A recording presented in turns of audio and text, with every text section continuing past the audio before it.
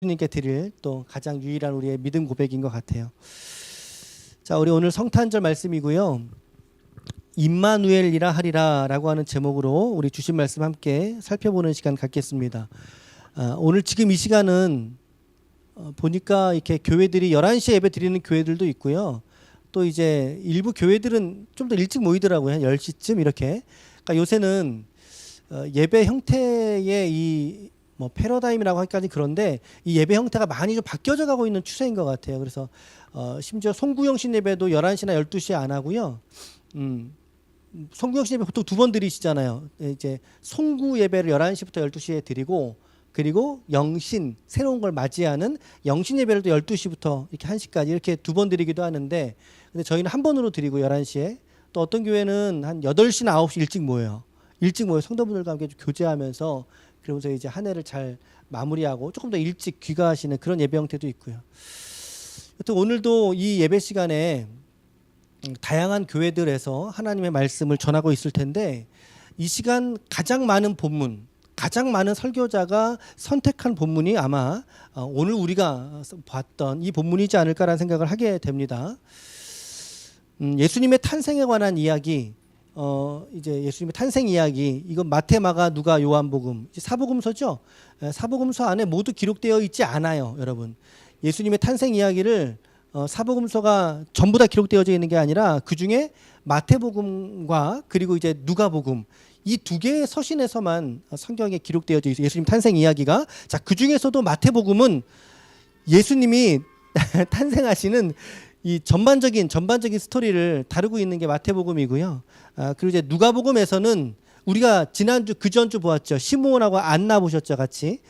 이렇듯 이제 예수님의 정결 예식, 예수님의 탄생 이전에 마리아의 잉태 소식, 수태고지와 그리고 태어난 이후에 그리고 정결 예식과 그리고 약 12세경에 예루살렘의 유월절을 지내기 위해서 방문하셨던 이러한 좀 사생애를 다루고 있는 게 누가복음의 방점이에요. 그래서 우리는 예수님의 이야기를 언급할 때 우리는 먼저 마태복음 먼저 시작하는 게 더 맞다고 생각을 합니다. 예수님의 탄생에 관한 이야기 마태복음에서 우리가 찾아보기를 원하는데, 마태복음은 어떤 책이죠? 신약 성경의 몇 번째 책이에요? 몇 번째 책이에요? 마태복음은 첫 번째 책이에요. 구약의 문을 말라기가 닫았다면 신약의 문을 여는 첫 번째 책이 바로 마태복음이에요. 마태복음. 자, 마태복음 여러분 창세기 1장 1절 시작. 그렇죠. 마태복음 1장 1절 시작. 그렇죠. 아브라함과 다윗의 자손 예수 그리스도의 계보라. 우리 옛날 성경에는 세계라 이렇게 번역을 했어요. 아브라함과 다윗의 자손 예수 그리스도의 계보라고 언급을 하면서 이 신약의 문을 이 족보의 이야기로 시작을 하고 있다는 거예요. 자, 이것은 분명한 의도가 있는 배치예요. 목적이에요.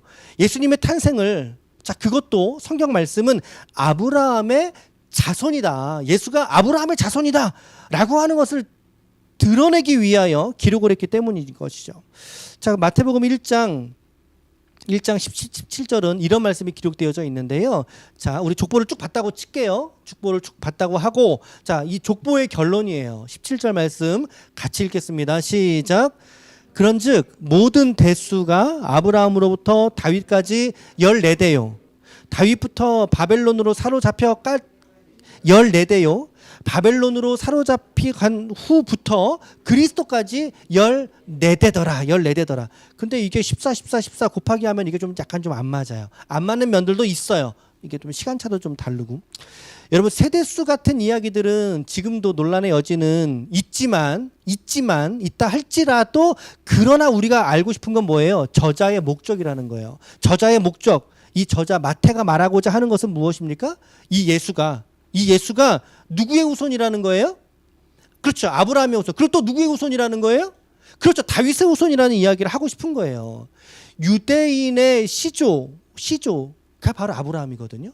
그리고 유대인의 신앙 고백 중에서의 가장 왕좌에 있는 가장 높은 수준의 신앙 고백 다윗이거든요. 그러니까 다윗 왕조의 신학을 이어받는 다윗의 후손으로부터 메시아가 태어날 것을 이처럼 예언하는 걸 목적으로 마태가 지금 이야기를, 족보 이야기를 꺼냈다라는 거죠. 특별히 우리가 좀 주목해 볼 점은, 자, 17절 마지막 절에 보니까 사로잡혀가는 후로부터 누구까지라고 말하고 있어요? 그리스도까지라고 말하고 있다는 사실이에요. 그냥 예수까지 이러면 될 텐데, 예수까지 이러면 될 텐데 그게 아니라 그리스도까지 이런 표현을 쓰고 있어요. 예수라는 이름을 특정하지 않고 그리스도라고 하는 이름을 쓰고 있다는 것은 바로 이 예수가, 이제로부터 내가 말할 이 예수가 바로 너희들이 지금까지 기다려왔던 그리스도셔라고 하는 것. 이 예수가 우리의 참된 구원자야, 이스라엘의 진짜 구원자이셔 라고 하는 것을 말하기 위한, 설득하기 위한 이게 전초 단계예요. 이게 좀 전지 작업을 하는 거예요. 이분이 그리스도셔 라고 하는 이야기를 하고 있는 거죠. 자, 그래서 이 그리스도가 태어난 장면을 이제 마태는 덧붙여서 기록하고 있는 게 오늘 우리가 읽은 본문의 위치예요. 오늘 우리가 읽은 본문. 자, 18절과 19절을 같이 읽어보겠습니다. 18절, 19절 시작. 그리스도의 나심은 이러하니라. 그의 어머니 마리아가 요셉과 약혼하고 동거하기 전에 성령으로 잉태된 것이 나타났더니 그의 남편 요셉은 의로운 사람이라 그를 드러내지 아니하고 가만히 끊고자 하여.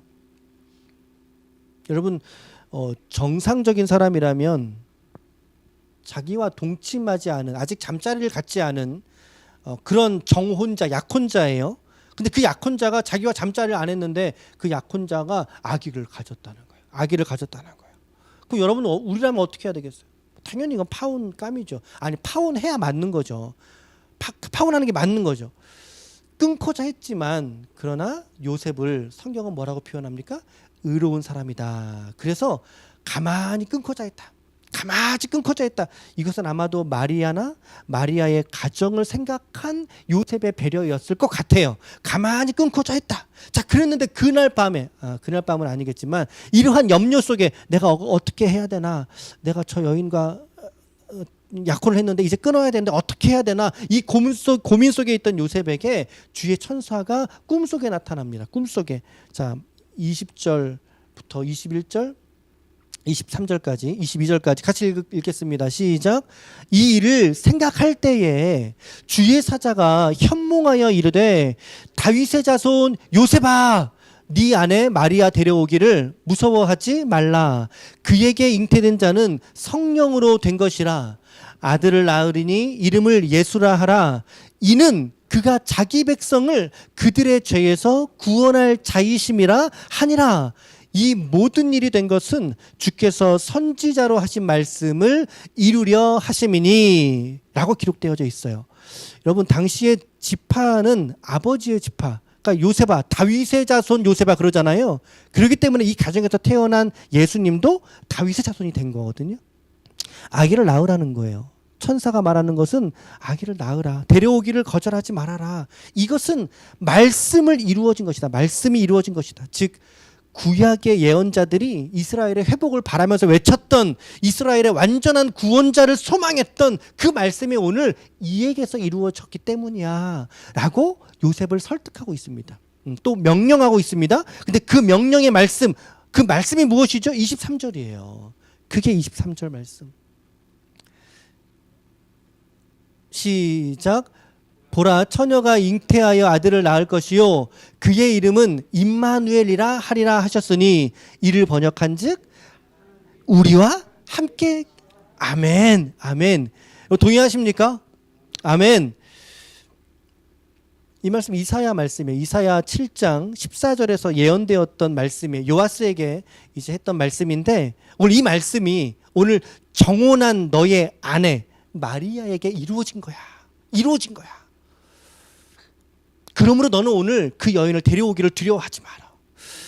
여러분, 임마누엘, 오늘 이 말씀이 저와 여러분들에게 이미 우리 가운데 성취되어진 말씀일 줄로 믿습니다. 하나님은 오늘 우리 가운데 임마누엘로 좌정하신 줄로 믿습니다. 그 하나님의 에베네셀로 우리와 함께 인생길을 걸어주실 줄로 믿습니다. 아멘. 주님의 이름이에요. 임마누엘이라는 이름을 가지고 계세요. 임마누엘의 이름의 뜻이 하나님이 우리와 함께 계시다. 조금 분해해 보면 이렇게 분해할 수 있어요. 임이라고 하는 것은 누구누구와 함께, 무엇과 함께, 이런 의미를 갖고 있고요. 마누, 이게 이제 우리란 뜻이에요. 우리. 그리고 이제 엘은 우리가 잘 알고 있는 대로 하나님이란 뜻이죠. 그래서 임, 누구와 함께, 마누, 우리와 함께. 누가? 엘, 하나님이 우리와 함께 계시다. 오늘 여러분, 우리의 이 고난스러운 인생 속에서 이 임마누엘의 하나님의 고백을 잃어버리지 마시길 축복합니다. 놓쳐버리지 마시길 축복합니다. 내가 어떠한 고난 중에 있어도 하나님이 우리와 임마누엘 하세요. 내가 어떤 좌절 속에 있어도 하나님이 우리와 임마누엘 하신다고요. 아들을 보내주셨잖아요. 그리고 아들의 영이신 성령이 우리 가운데 계시잖아요. 이 임마누엘의 고백은 우리 성도들의 최후의 보루예요. 하나님이 나와 함께 하셔. 나의 어떠함과 상관없이 하나님은 오늘 나와 함께 하셔. 오늘 바로 이 날이 여러분, 이 날은 사실은 정확하게는 예수님의 탄생일은 아니라는 말씀을 드렸죠. 우리 작년 절기설교 말씀드릴 때도 설명을 드리긴 했는데, 자, 어찌됐든 이 날이 상징적으로 이 날이 하나님의 아들이신 예수가 우리와 함께 계시기 위하여 오신 임마누엘의 날이라는 사실이에요. 그래서 우리의 기쁨의 이유는 여기에 있는 거예요. 우리의 기쁨의 이유가. 자, 이런 꿈을 꾸고서야 이제 요셉이 그의 아내를 데려오게 돼요.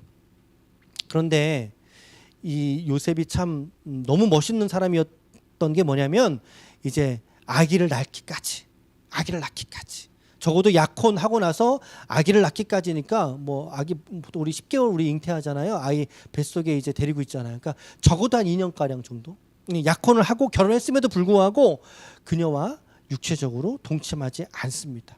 절제하는 그런 믿음, 그런 의로운 사람의 모습을 보여주는 거예요. 거기까지가 우리가 오늘 보신 말씀이죠. 자, 설명이나 해설은 여기까지 하고요. 자, 이제 우리는 본문의 말씀을 통해서 이 성탄의 의미가 무엇인가, 두 가지로 살펴보고 한 걸음만 더 나가서 하나님이신 성자께서 왜 사람으로 오셔야 됐는가에 대한 이유가 무엇인지까지를 살피고 오늘 말씀을 마치도록 하겠습니다. 자, 첫 번째 성탄의 첫 번째 메시지, 그것은 바로 이거예요. 같이 읽겠습니다. 시작. 하나님의 영광이, 그렇죠, 하나님의 영광이 이 땅 가운데 나타나신 사건이라는 거예요. 성찬의 메시지가. 영광이라고 하는 것은 제가 언제나 여러분들에게 하나님의 영광이 되길 바랍니다, 이런 영광이라는 표현을 쓰잖아요. 영광은요, 하나님의 임재의 결과의 모습이에요. 하나님의 임재의 결과. 오늘 우리는 아기 예수를 통해서 이 하나님의 임재가 이제는 우리의 이 눈으로 볼 수 있는, 지금은 못 보지만, 그러나 우리 속에 성령으로 우리는 깨닫고 있지만 그 시대상에서는 그들의 눈으로 볼 수 있는, 가시적인 눈으로 볼 수 있도록 가시적인 사건으로 나타나신 것이 바로 성탄이다. 그래서 예수가 이 땅에 태어나심으로 말미암아 하나님의 임재와 하나님의 영광이 온 세상 속에 충만히 선포된 사건, 이것이 바로 성탄이 가지고 있는 메시지라고 하는 거예요.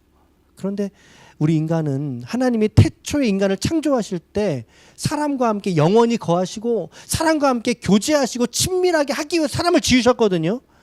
그런데 그 인간들에게 죄가 들어옴으로 말미암아, 이걸 우리가 원죄라고 표현하죠. 오리지널 신, 원죄, 이것으로 말미암아 결국에는 하나님이 인간을 떠난 게 아니라 인간이 하나님 곁에 머물 수 없게 됩니다. 하나님 곁을 떠나게 됩니다. 하나님은 지극히 거룩하시다는 말씀 드렸어요. 하나님은 지극히 거룩하셔서 일말의 죄의 오염이 있는 상태로는 하나님과 함께 할 수 없어요. 하나님과 함께 할 수 없어요. 그러나 이제 다시금 하나님이 아들 독생자 예수를 우리 가운데 보내심으로 말미암아 뭐라고요? 임마누엘. 하나님이 우리와 함께 하신다. 영광이 뭐라고요? 임재의 상징. 그렇기 때문에 하나님이 예수를 보내심으로 말미암아 우리에게 하나님의 영광으로 함께 하신 사건이 오늘 성탄의 메시지일 줄로 믿습니다. 첫 번째 메시지예요. 하나님의 영광이 나타나심. 저 하나님의 영광이라는 단어도 여러분들이 꼭 신앙적인 성경적인 사고를 통해서 여러분들이 좀 체득하셨으면 좋겠어요. 더 체득하셨으면 좋겠어요. 하나님의 영광에 대한 개념들. 지금은 넘어가더라도. 자, 그리고 두 번째 메시지는 이거예요. 두 번째 메시지. 시작. 평화의 좋은 소식의 시작. 오늘 본문에서도 보면 임마누엘이라고 하는 이름을 예수님의 또 다른 이름으로 지금 말하고 있잖아요. 하나님이 우리와 함께 하신다. 여러분, 이것보다 더 값지고 소중한 표현이 어디 있겠어요? 이것보다 더 우리와 친근히 가까이 하시는 이름이 어디 있겠어요? 우리 여호와 일에 예비하시는 하나님. 뭐 여러 가지 하나님의 이름이 있지만 그 중에서도 임마누엘이라고 하는 이름처럼 우리에게 가까운 이름이 없어요.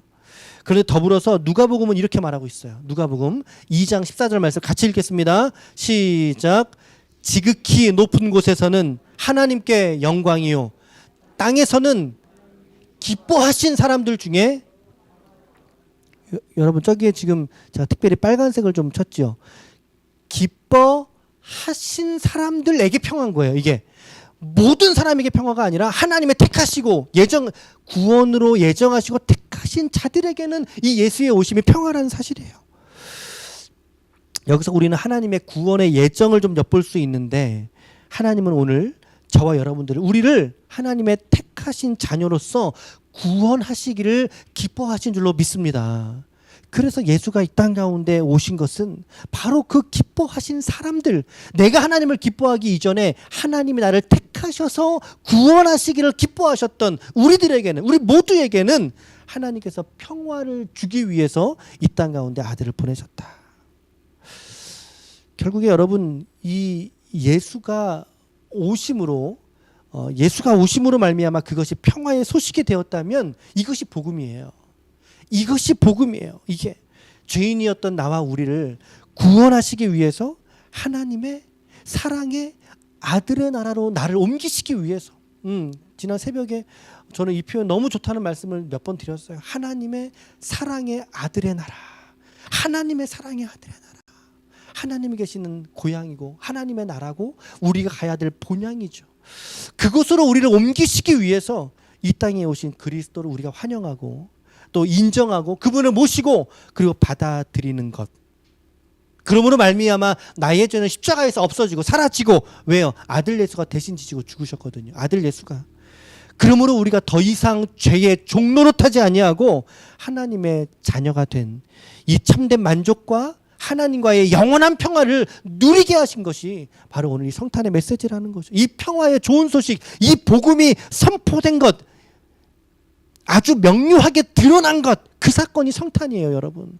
그동안은 구약의 시대의 사람들은요, 예수님의 그림자를 바라보고서 구원을 얻었어요. 예수가 어떤 모습으로 올지는 몰랐으나 그러나 예수의 오실 아들을 통해서 그들은 그림자를 통해 구원을 받았다면 이제 신약 이후를 사는 우리에게는 예수가 정점으로 마치 그 크라이막스 그리고 이제 볼록 렌즈가 한 점을 향해서 이제 햇빛을 모으잖아요. 그 정점처럼 예수가 하나님의 아들로 복음의 이 좋은 소식을 전하기 위하여 이제 오신 분이라는 사실이죠. 이것이 바로 성탄의 메시지예요. 성탄의 메시지. 그래서 성탄의 주인공은 타협할 수 없이 이날은 곧 그리스도의 날인 줄로 믿습니다. 이날은 산타클로스가 주인 아니에요. 선물 받는 우리 어린 아이들이 주인공이 아니에요. 오직 예수 그리스도 한 분, 그분이 이 성탄의 주인이시고 더 나아가 여러분들의 주인이 되셔야 할 줄로 믿습니다. 아멘, 아멘. 마귀는 우리를 자꾸 들뜨게 해요. 이 연말에 예수님을 자꾸 잃어버리게 만들죠. 까먹어요. 예수는 온데간데 없이 내 마음의 기쁨만을 추구하는 것으로 우리가 이 시간들을 보내고 있다면 주님이 너무 안타까워하실 것 같아요. 여러분 이 성탄의 메시지를 우리가 코로나 중에서도 결코 잃어버리지 말아야 할 것입니다. 하나님의 영광입니다. 그리고 기뻐하신 사람들 중에 평화의 소식의 시작입니다. 복음의 시작입니다. 이것이 성탄의 메시지. 자, 그렇다면 우리는 자연스럽게 드는 질문이 한 가지가 더 있을 것 같아요. 있는 분이 있어요. 뭐죠? 왜 예수가 그렇다면 예수가 왜 하나님이신 그 예수가 왜 사람으로 이 땅에 오셔야만 될까? 라고 하는 궁금하지 않으십니까? 예수가 여자의 후손으로 육체를 입고 나셨어요. 특별히 동정녀를 통해서 즉 사람의 씨로 태어난 일반 생육이 아니라 성령으로 잉태된 특별 생육 방식으로 아들 예수가 태어나는 수고를 왜 하셨어야 되냐는 거죠. 참 사람인가 동시에 참 하나님이셔야 되기 때문인데 이것이 바로 그 이유가 무엇이냐면 첫 번째입니다. 예수님은 왜 하나님이신가? 왜 하나님으로 태어나셔야 되는가? 하나님이셔야 되는가? 그 이유가 무엇 때문이에요? 시작. 죄가? 그렇죠. 이 세상에 일반 생육 방식으로 태어난 모든 허리 밑에 태어난 모든 사람들은 성경이 죄인이라고 칭하기 있기 때문에 하나님이 오셨어야 된다 그 말입니다. 로마서 3장 23절은 이렇게 말하지요. 그래서 자, 같이 한번 읽겠습니다. 자, 하나 위에 거요. 하나 위에 거. 네, 시작. 모든 사람이 죄를 범하였음에 하나님의 영광에 이르지 못하더라. 성경의 증언이 이거예요. 철저하게 모든 사람이라고 말하고 있어요. 모든 사람. 사람의 씨로 태어난 모든 사람은 자기의 죄 문제로 태어날 수밖에 없고 그 죄 문제로 말미암아 사망에 자기 죽음을 갖다 대야 될 그런 운명적인 존재가 바로 우리들이었다는 거죠. 예수 알기 이전에 우리들이었다는 거죠. 그러나 예수가 하나님으로서 사람의 옷을 입으신 이유는 하나. 그것은 바로 나의 죄를 예수가 짊어지기 위해서라면 그 예수가 죄가 없는 분이셔야 된다는 거죠. 하나님이셔야 죄가 없는 거 아니겠습니까? 논리적으로 맞잖아요. 하나님이셔야 죄가 없는 분이시잖아요. 바로 하나님만이 죄가 없으신 분이시죠. 그래서 예수는 하나님으로 나셔야 됐다라고 하는 필연적인 결론에 도달하게 됩니다. 그리고 또 한 가지, 예수가 사람이어야 됐던 이유가 바로 이거예요. 자, 세 가지인데요. 시작. 인간을 이해하기 위해서. 두 번째는요, 보이지 않는 하나님을 보이시기 위해서. 마지막으로는요, 나의 죄를 그렇죠. 나의 죄를 자신이 있고 죽으시기 위해. 이 땅에 어떤 누구도 이 죽음을 목적으로 하고 태어난 인간은 없어요. 단 한 명도 없어요. 이 땅 가운데 없어요. 그러나 오직 예수만이 이 죽음을 목적으로 하여 이 땅에 나신 분이시다 라고 하는 거죠, 여러분. 이 세 번째 이유가 우리에게 가장 와닿는 메시지일 것 같아요. 나를 대신하여 십자가에 달려 죽기 위하여 이 땅에 태어나신, 그러니 사람으로 태어나셔야 못 박혀 죽으시죠. 사람이 아니면 죽을 수가 없잖아요. 이처럼 나를 위해서 오신 주님, 이 성탄은 그러므로 나를 위해서 있는 거예요. 그래서 나를 위해서, 나의 구원을 위해서 있는 거죠. 이 평화의 좋은 소식, 이 복음을 오늘 우리가 나만으로 만족하지 말고 우리의 가족들, 우리의 자녀, 부모, 그리고 우리 혈육 지친들, 그리고 우리의 형제 이웃들에게 마음껏 누리며 이 평화의 좋은 소식을 누릴 수 있는, 전할 수 있는 저와 여러분들이 되시기를 축복합니다. 아멘. 오늘 결론입니다. 오늘 말씀에서 우리는 성탄의 메시지를 먼저 찾아봤어요. 첫 번째 성탄의 메시지 뭐였습니까? 하나님의 영광의 나타나심. 그렇죠? 하나님의 임재의 나타나심. 두 번째는 뭐였습니까? 기뻐하신 사람들 중에 평화의 소식, 복음의 소식이 시작되었다. 이제 아주 명료한 소식이 시작되었다. 결국에 이 아기 예수가 나의 죄를 가져가시고 십자가에서 죽으시고 부활하시고 승천하셔서 지금 이 시간 하나님의 보좌 우편에 앉아 계신 나의 주, 나의 하나님이신 줄로 믿습니다. 그래서 우리는 주님을 향하여 임마누엘 나의 주님이라고 우리는 당당하게 이 땅의 삶에서 고백하며 살아갈 수 있게 된 것입니다. 아멘. 우리가 결코 이 계절에 잊지 말고 하나님께 이 시간 큰 감사와 찬송과 영광으로 나아갈 수 있는 우리 모든 권속들이 전부 다 되시기를 주님의 이름으로 간절히 축원합니다. 아멘. 임마누엘이라 하리라. 아멘.